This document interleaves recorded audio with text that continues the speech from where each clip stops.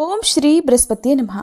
आप सभी पर बृहस्पति देवता की कृपा सदा बनी रहे। भगवान बृहस्पति देव की पूजा अर्चना करने के लिए बृहस्पतिवार को व्रत करके व्रत की कथा पढ़ने अथवा किसी दूसरे स्त्री पुरुष द्वारा सुनने की परंपरा है। बृहस्पतिवार का व्रत करने और व्रत कथा सुनने से स्त्री पुरुषों की सभी मनोकामनाएं पूर्ण होती हैं। इस व्रत से धन संपत्ति की प्राप्ति होती है, निसंतानों को पुत्र मिलता है, परिवार में सुख शांति बनी रहती है और सभी आनंद पूर्वक रहते हैं। प्राचीन समय की बात है। एक बड़ा प्रतापी और दानी राजा था। वह प्रत्येक गुरुवार को व्रत रखता और पूजन करता था। ये बात उसकी रानी को अच्छी नहीं लगती थी। न वह व्रत करती और न ही किसी को एक पैसा भी दान में देती। राजा को भी वह ऐसा करने से मना किया करती। एक समय की बात है कि राजा शिकार खेलने वन को चले गए। घर पर रानी और दासी थी। उसी समय गुरु बृहस्पति साधु का रूप धारण कर राजा के दरवाजे पर भिक्षा मांगने आए। साधु ने रानी से भिक्षा मांगी तो वह कहने लगी, हे साधु महाराज, मैं इस दान और पुण्य से तंग आ गई हूँ। आप कोई ऐसा उपाय बताएं जिससे ये सारा धन नष्ट हो जाए और मैं आराम से रह सकूं। साधु रूपी बृहस्पति देव ने कहा, हे देवी, तुम बड़ी विचित्र हो। संतान और धन से भी कोई दुखी होता है। अगर तुम्हारे पास धन अधिक है तो इसे शुभ कार्यों में लगाओ जिससे तुम्हारे दोनों लोक सुधरें। परंतु साधु की इन बातों से रानी खुश नहीं हुई। उसने कहा, मुझे ऐसे धन की आवश्यकता नहीं जिसे मैं अन्य लोगों को दान दूं और जिसको संभालने में ही मेरा सारा समय नष्ट हो जाए। साधु ने कहा, यदि तुम्हारी ऐसी ही इच्छा है तो जैसा मैं तुम्हें बताता हूँ तुम वैसा ही करना। बृहस्पतिवार के दिन घर को गोबर से लीपना, अपने केशों को पीली मिट्टी से धोना, केशों को धोते समय स्नान करना और राजा से दाढ़ी बनवाने को कहना, भोजन में मांस मदिरा खाना, कपड़ा धोबी के यहाँ धुलने डालना। इस प्रकार 7 बृहस्पतिवार करने से तुम्हारा सारा धन नष्ट हो जाएगा। ऐसा कहकर साधु बने बृहस्पति देव अंतर्ध्यान हो गए। फिर साधु के कहे अनुसार करते हुए रानी को केवल 3 बृहस्पतिवार ही बीते थे कि उसकी समस्त धन संपत्ति नष्ट हो गई। भोजन के लिए परिवार तरसने लगा। एक दिन राजा रानी से बोला, हे रानी, तुम यहीं रहो, मैं दूसरे देश को जाता हूँ क्योंकि यहाँ पर मुझे सभी जानते हैं, इसलिए मैं यहाँ कोई छोटा कार्य नहीं कर सकता। ऐसा कहकर राजा परदेश चला गया। वहाँ वह जंगल से लकड़ी काट कर लाता और शहर में बेचता। इस तरह वह अपना जीवन व्यतीत करने लगा। इधर राजा के बिना रानी और दासी दुखी रहने लगी। एक समय जब रानी और दासियों को 7 दिन बिना भोजन के रहना पड़ा तो रानी ने अपनी दासी से कहा, हे दासी, पास ही के नगर में मेरी बहन रहती है। वह बड़ी धनवान है। तू उसके पास जा और कुछ ले आ ताकि थोड़ी बहुत गुजर बसर हो जाए। दासी रानी की बहन के पास गई। उस दिन बृहस्पतिवार था।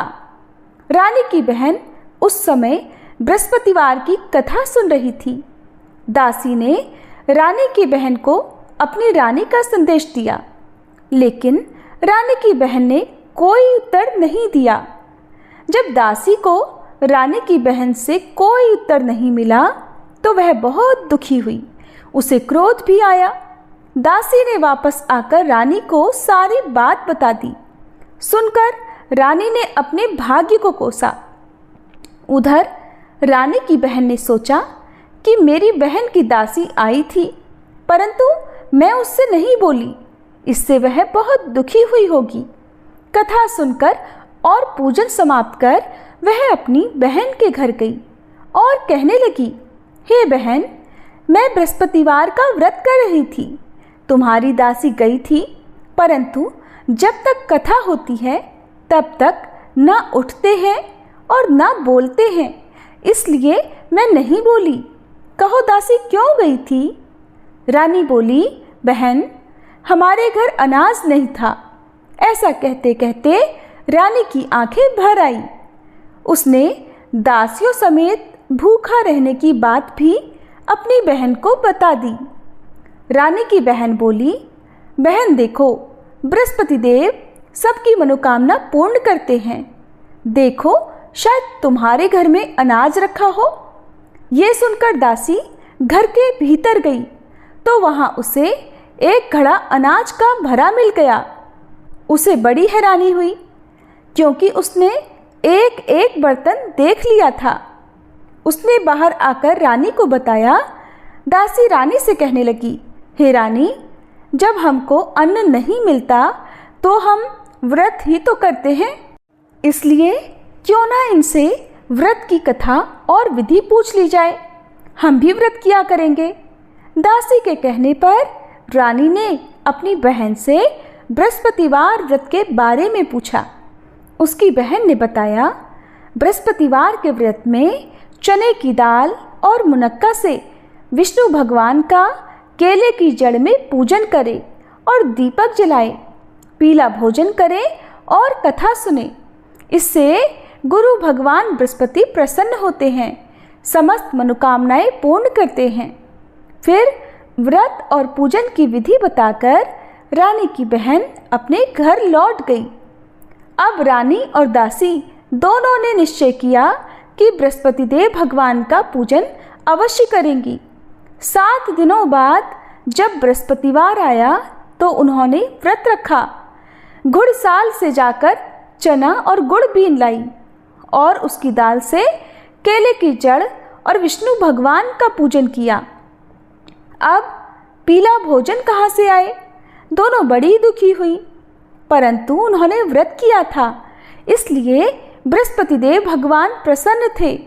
वे एक साधारण व्यक्ति के रूप में 2 थालों में सुंदर पीला भोजन लेकर आए और दासी को देकर बोले, हे दासी, ये भोजन तुम्हारे लिए और तुम्हारी रानी के लिए है, इसे तुम दोनों ग्रहण करना। दासी भोजन पाकर बहुत प्रसन्न हुई। उसने रानी को सारी बात बताई। उसके बाद से वे प्रत्येक बृहस्पतिवार को बृहस्पति देव का व्रत और पूजन करने लगी। बृहस्पति भगवान की कृपा से उनके पास धन हो गया, परंतु अब रानी फिर पहले की तरह आलस्य करने लगी। तब दासी बोली, देखो रानी, तुम पहले भी इसी प्रकार आलस्य करती थी। तुम्हें धन के रखने में कष्ट होता था, इसी कारण सभी धन नष्ट हो गया। अब बृहस्पति देव की कृपा से हमें धन मिला है तो फिर तुम्हें आलस्य होता है। बड़ी मुश्किलों के बाद हमने ये धन पाया है, इसलिए हमें दान पुण्य करना चाहिए। अब तुम भूखे मनुष्यों को भोजन कराओ, प्याऊ लगवाओ, ब्राह्मणों को दान दो, कुआं, तालाब, बावड़ी आदि का निर्माण करवाओ, मंदिर पाठशाला बनवाकर ज्ञान दान दो, कुंवारी कन्याओं का विवाह करवाओ, अर्थात धन को शुभ कार्यों में खर्च करो, जिससे तुम्हारे कुल का यश बढ़े और स्वर्ग प्राप्त हो और पितर प्रसन्न हो। दासी की बात मानकर रानी शुभ कर्म करने लगी। उसका यश फैलने लगा।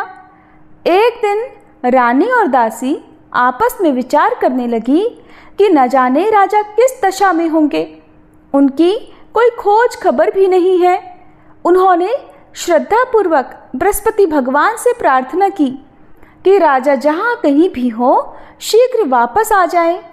उधर राजा परदेश में बहुत दुखी रहने लगा। वह प्रतिदिन जंगल से लकड़ी बीन कर लाता और उसे शहर में बेचकर अपने दुखी जीवन को बड़ी कठिनाई से व्यतीत करता।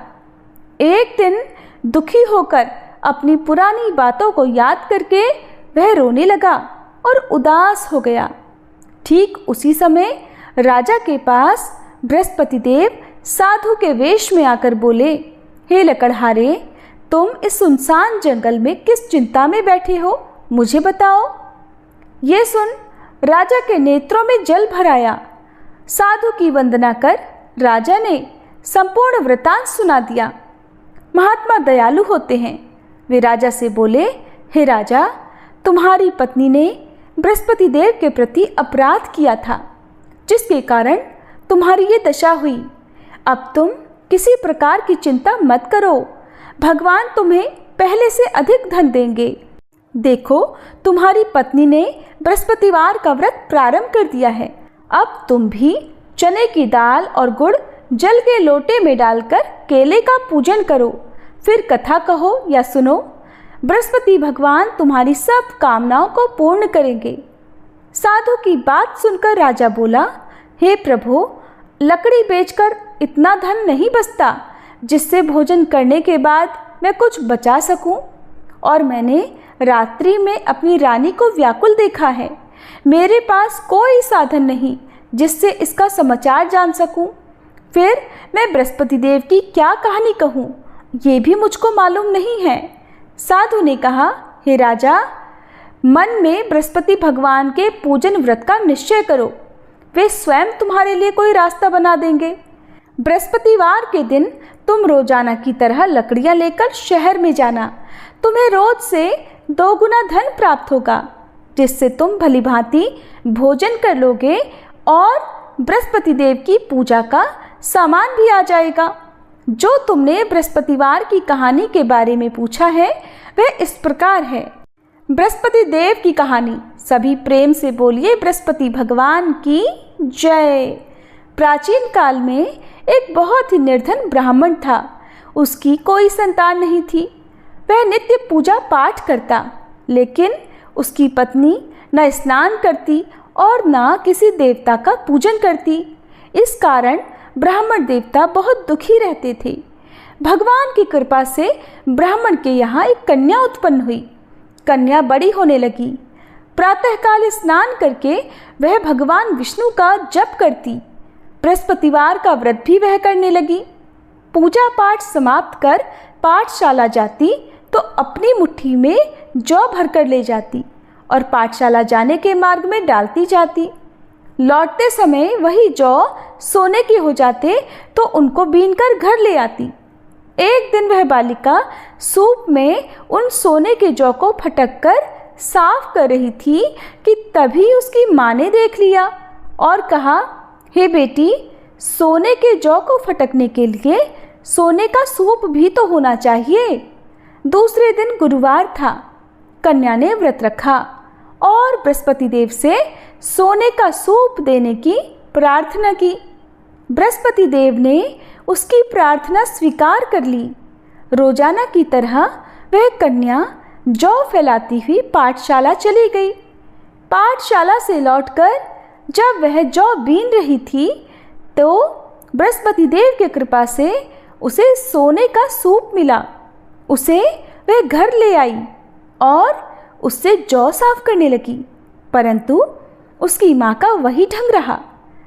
एक दिन की बात है, कन्या सोने के सूप में जब जौ साफ कर रही थी, उसी समय उस नगर का राजकुमार वहां से निकला।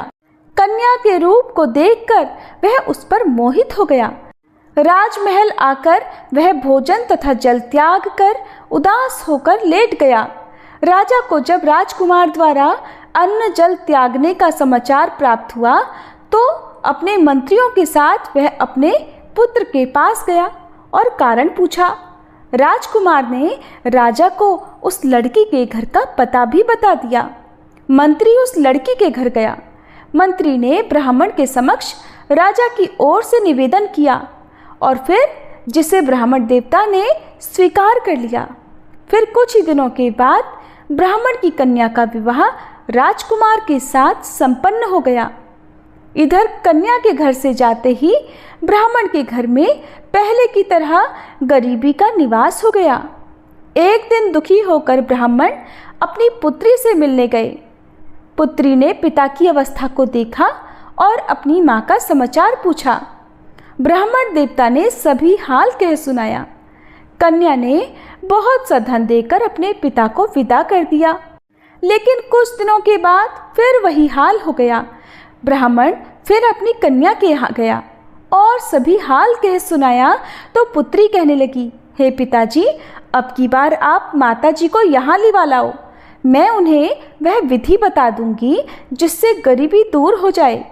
ब्राह्मण देवता अपनी पत्नी को साथ लेकर अपनी पुत्री के पास राजमहल पहुँचे तो पुत्री अपनी माँ को समझाने लगी, हे माँ, तुम प्रातःकाल स्नान आदि करके विष्णु भगवान का पूजन करो तो सब दरिद्रता दूर हो जाएगी। परंतु उसकी माँ ने उसकी एक बात भी नहीं मानी। वह तो प्रातःकाल उठकर अपनी पुत्री का बचा जूठन खा लेती थी। एक दिन उसकी पुत्री को बहुत गुस्सा आया। उसने अपनी माँ को एक कोठरी में बंद कर दिया। प्रातः उसे स्नान आदि करा के पूजा पाठ करवाया तो उसकी माँ की बुद्धि ठीक हो गई। इसके बाद वह नियम से पूजा पाठ करने और प्रत्येक बृहस्पतिवार को व्रत रखने लगी। इस व्रत के प्रभाव से मृत्यु के बाद वह स्वर्ग को गई। वह ब्राह्मण देवता भी सुखपूर्वक इस लोक का सुख भोग कर स्वर्ग को प्राप्त हुए। इस तरह कहानी कहकर साधु देवता वहीं आलोप हो गए। प्रेम से बोलिए बृहस्पति देवता की जय। धीरे धीरे समय व्यतीत होने पर फिर बृहस्पतिवार का दिन आया। राजा जंगल से लकड़ी काटकर शहर में बेचने गया। उसे उस दिन और दिनों से अधिक धन मिला। राजा ने गुड़ चने आदि लाकर बृहस्पतिवार का व्रत किया। उस दिन से उसके सभी क्लेश दूर हुए। परंतु जब अगला गुरुवार का दिन आया तो वह बृहस्पतिवार का व्रत करना भूल गया। इस कारण बृहस्पति भगवान नाराज हो गए। उस दिन उस नगर के राजा ने विशाल यज्ञ का आयोजन किया था। उसने अपने समस्त राज्य में घोषणा करवा दी कि समस्त जनता मेरे यहाँ भोजन करने आवे, किसी के घर चूल्हा ना जले। जो इस आज्ञा को नहीं मानेगा उसको फांसी की सजा दी जाएगी। राजा की आज्ञा अनुसार राज्य के सभी लोग राजा के भोज में सम्मिलित हुए। लेकिन लकड़हारा कुछ देर से पहुंचा, इसलिए राजा उसको अपने साथ महल में ले गए। जब राजा लकड़हारे को भोजन करा रहे थे तो रानी की दृष्टि उस खूंटी पर पड़ी जिस पर उसका हार लटका हुआ था। उसे हार खूंटी पर लटका दिखाई नहीं दिया। रानी को निश्चय हो गया कि मेरा हार इस लकड़हारे ने ही चुरा लिया है और उसी समय सैनिक बुलवाकर लकड़हारे को जेल में डलवा दिया। लकड़हारा जेल में विचार करने लगा कि न जाने कौन से पूर्व जन्म के कर्म से मुझे ये दुख प्राप्त हुआ है, और जंगल में मिले साधु को याद करने लगा। तत्काल बृहस्पति देव साधु के रूप में प्रकट हो गए और कहने लगे, अरे मूर्ख, तूने बृहस्पति देव की कथा नहीं की, इसी कारण तुझे दुख प्राप्त हुआ है। अब चिंता मत कर, बृहस्पतिवार के दिन जेल खाने के दरवाजे पर तुझे 4 पैसे पड़े मिलेंगे। उनसे तू बृहस्पति देव की पूजा करना, तेरे सभी कष्ट दूर हो जाएंगे। अगले बृहस्पतिवार उसे जेल के द्वार पर 4 पैसे मिले। राजा ने पूजा का सामान मंगवाकर कथा कही और प्रसाद बांटा। उसी रात्रि में बृहस्पति देव ने उस नगर के राजा को स्वप्न में कहा, हे राजा, तूने जिसे जेल में बंद किया है उसे कल छोड़ देना, वह निर्दोष है। राजा प्रातःकाल उठा और खूंटी पर हार देखकर लकड़हारे को बुलाकर क्षमा मांगी। राजा के योग्य सुंदर वस्त्र आभूषण भेंट कर उसे विदा कर दिया। गुरुदेव की आज्ञा अनुसार राजा अपने नगर को चल दिया। राजा जब नगर के निकट पहुंचा तो उसे बड़ा ही आश्चर्य हुआ, क्योंकि नगर में पहले से अधिक बाग, तालाब और कुएं तथा बहुत सी धर्मशालाएं, मंदिर आदि बने हुए थे। राजा ने पूछा कि ये किसका बाग और धर्मशाला है? तब नगर के सभी लोग कहने लगे कि ये सब रानी और दासी द्वारा बनवाए गए हैं। राजा को आश्चर्य हुआ और गुस्सा भी आया कि उसकी अनुपस्थिति में रानी के पास इतना धन कहाँ से आया होगा। जब रानी ने ये समाचार सुना कि राजा आ रहे हैं तो उसने अपनी दासी से कहा, हे दासी, देख, राजा हमको कितनी बुरी हालत में छोड़ गए थे। वो हमारी ऐसी हालत देखकर लौट न जाएं, इसलिए तू दरवाजे पर खड़ी हो जा। रानी की आज्ञा अनुसार दासी दरवाजे पर खड़ी हो गई और जब राजा आए तो उन्हें अपने साथ महल में लिवा लाई। तब राजा ने क्रोध करके अपनी तलवार निकाली और पूछने लगा, बताओ ये धन तुम्हें कैसे प्राप्त हुआ है? तब रानी ने सारी कथा कह सुनाई। राजा ने निश्चय किया कि मैं प्रत्येक दिन में 3 बार कथा करूँगा और रोज व्रत किया करूँगा। अब तो हर समय राजा के दुपट्टे में चने की दाल बंधी रहती और वह दिन में 3 बार कथा कहता। एक दिन राजा ने विचार किया कि चलो अपनी बहन के यहाँ हो आऊं। इस तरह का निश्चय कर राजा घोड़े पर सवार हो अपनी बहन के यहाँ चल दिया। मार्ग में उसने देखा कि कुछ आदमी एक मुर्दे को लिए जा रहे हैं। उन्हें रोक कर राजा कहने लगा, अरे भाइयों, मेरी बृहस्पति की कथा सुन लो। वे बोले, लो हमारा तो आदमी मर गया है, इसको अपनी कथा की पड़ी है। परंतु कुछ आदमी बोले, अच्छा कहो, हम तुम्हारी कथा भी सुनेंगे। राजा ने दाल निकाली और कथा कहनी शुरू कर दी। जब कथा आधी हुई थी तो मुर्दा हिलने लगा और जब कथा समाप्त हुई तो राम राम करके वह मनुष्य खड़ा हो गया। राजा आगे बढ़ा। उसे चलते चलते शाम हो गई। आगे मार्ग में उसे एक किसान खेत में हल चलाता मिला। राजा ने उससे कथा सुनने का आग्रह किया तो वह किसान बोला, मैं जब तक तेरी कथा सुनूंगा तब तक 4 हरैया जोत लूंगा। जा, तू अपनी कथा किसी और को सुनाना। इस प्रकार किसान ने कथा सुनने के लिए मना कर दिया। राजा आगे चल पड़ा। राजा के हटते ही बैल पछाड़ खाकर गिर गए और किसान के पेट में बहुत जोर से दर्द होने लगा। उसी समय किसान की माँ रोटी लेकर आई। उसने जब देखा तो अपने पुत्र से सब हाल पूछा। बेटे ने सभी हाल बता दिया। बुढ़िया दौड़ी दौड़ी उस घुड़सवार के पास गई और उससे बोली, बेटा मैं तेरी कथा सुनूंगी, तू अपनी कथा मेरे खेत पर ही चलकर कहना। राजा ने लौटकर बुढ़िया के खेत पर जाकर कथा कही, जिसको सुनते ही बैल खड़े हो गए और किसान के पेट का दर्द भी बंद हो गया। अब राजा अपनी बहन के घर पहुंच गया। बहन ने भाई की खूब मेहमानी की। दूसरे दिन प्रातःकाल राजा जागा तो वह देखने लगा कि सब लोग भोजन कर रहे हैं। राजा ने अपनी बहन से पूछा कि ऐसा कोई मनुष्य है जिसने भोजन ना किया हो, जो मेरी बृहस्पतिवार की कथा सुन ले। बहन बोली, हे भैया, ये देश ऐसा ही है। यहाँ के लोग पहले भोजन करते हैं, बाद में अन्य काम करते हैं।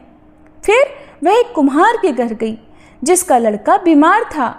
उसे पता चला कि उसके यहाँ 3 दिन से किसी ने भोजन नहीं किया है। रानी ने अपने भाई की कथा सुनने के लिए कुम्हार से कहा तो वह तैयार हो गया। राजा ने जाकर बृहस्पतिवार की कथा कही, जिसको सुनकर उसका लड़का ठीक हो गया। अब तो राजा की प्रशंसा होने लगी। एक दिन राजा ने अपनी बहन से कहा, हे बहन, मैं अब अपने घर जाऊंगा, तुम भी तैयार हो जाओ। राजा की बहन ने अपनी सास से अपने भाई के साथ जाने की आज्ञा मांगी। सास बोली, चली जा, परंतु अपने लड़कों को मत ले जाना, क्योंकि तेरे भाई के कोई संतान नहीं होती है। बहन ने अपने भाई से कहा, हे भैया, मैं तो चलूंगी, परंतु कोई बालक नहीं जाएगा। तब राजा बोला, जब कोई बालक नहीं जाएगा तब तुम भी जाकर क्या करोगी? अब राजा अपनी बहन को भी छोड़कर दुखी मन से अपने नगर को लौट आया। राजा ने अपनी रानी से आकर सारी बात बताई और बिना भोजन किए वह शैया पर लेट गया। रानी बोली, हे प्रभु, बृहस्पति देव ने हमें सब कुछ दिया है, वे हमें संतान भी अवश्य देंगे।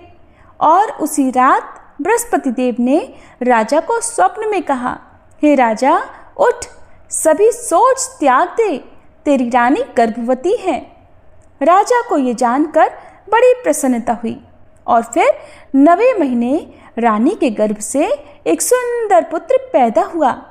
तब राजा बोला, हे रानी, स्त्री बिना भोजन के रह सकती है, परंतु बिना कहे नहीं रह सकती। जब मेरी बहन आए तब तुम उससे कुछ मत कहना। रानी ने हाँ कर दी। जब राजा की बहन ने ये शुभ समाचार सुना तो वह बड़ी खुश हुई और बधाई लेकर अपने भाई के यहाँ आई। रानी ने तब उसे आने का उल्हाना दिया। तब बहन बोली, भाभी, अगर मैं इस प्रकार ना कहती तो तुम्हारे घर संतान कैसे होती। बृहस्पति देव सभी की कामनाएं पूर्ण करते हैं। जो सद्भावना पूर्वक बृहस्पतिवार का व्रत करता है और कथा पढ़ता है अथवा सुनता है और दूसरों को सुनाता है, बृहस्पति देव उनकी सभी मनोकामनाएं पूर्ण करते हैं, उनकी सदैव रक्षा करते हैं। जो संसार में सद्भावना से गुरुदेव का पूजन और व्रत सच्चे हृदय से करते हैं, जैसी सच्ची भावना से रानी और राजा ने बृहस्पति देव की कथा का गुणगान किया तो उनकी सभी इच्छाएं बृहस्पति देव ने पूर्ण की। इसलिए अनजाने में भी बृहस्पति देव की कभी उपेक्षा ना करें। ऐसा करने से सुख शांति नष्ट हो जाती है। इसलिए सभी को कथा सुनने के बाद प्रसाद लेकर जाना चाहिए और हृदय से बृहस्पति देव का मनन करते हुए जयकारा बोलना चाहिए। प्रेम से बोलिए, बृहस्पति देव की जय। ओम जय बृहस्पति देवा, स्वामी जय बृहस्पति देवा। छिन छिन भोग लगाऊं, कदली फल मेवा। ओम जय बृहस्पति देवा। तुम पूर्ण परमात्मा, तुम अंतर्यामी, स्वामी तुम अंतर्यामी। जगत पिता जगदीश्वर, जगत पिता जगदीश्वर, तुम सबके स्वामी। ओम जय बृहस्पति देवा। चरणामृत निज निर्मल, सब पातक हरता, स्वामी सब पातक हरता। सकल मनोरथ दायक, सकल मनोरथ दायक, कृपा करो भरता। ओम जय बृहस्पति देवा। तन मन धन अर्पण कर, जो जन शरण पड़े, स्वामी जो जन शरण पड़े। प्रभु प्रकट तब होकर, प्रभु प्रकट तब होकर, आकर द्वार खड़े। ओम जय बृहस्पति देवा। दीन दयाल दयानिधि, भक्तन हितकारी, स्वामी भक्तन हितकारी। पाप दोष सब हरता, पाप दोष सब हरता, भव बंधन हारी। ओम जय बृहस्पति देवा।